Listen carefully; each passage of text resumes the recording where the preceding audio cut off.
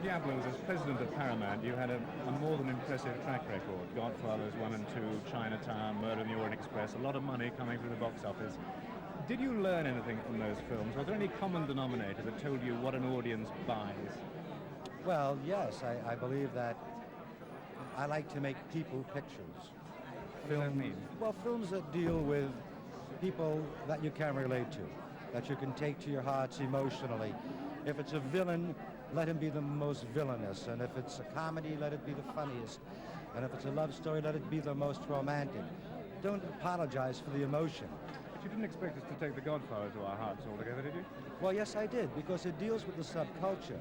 And even though one doesn't have to like Don Corleone, as played by Marlon Brando, one has got to appreciate what he's doing and why he's doing it. And so it becomes an anti-heroic figure that one can like for where they are in life.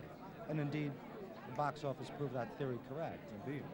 One of your great talents is to use, there are of course a lot of exceptions, you've just mentioned one of them, Marlon Brando, but to use people who by and large are on the way up and haven't quite reached it yet.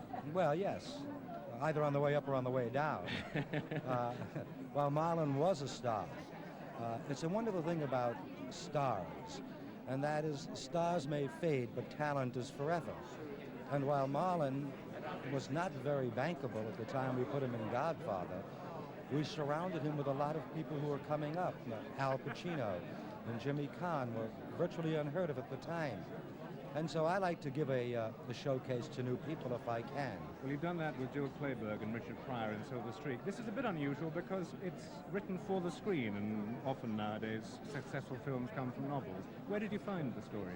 Well, it was brought to me by an agent, one of those terrible people, and it was written by Colin Higgin, who I knew from my days at Paramount because he had written Harold and Maude.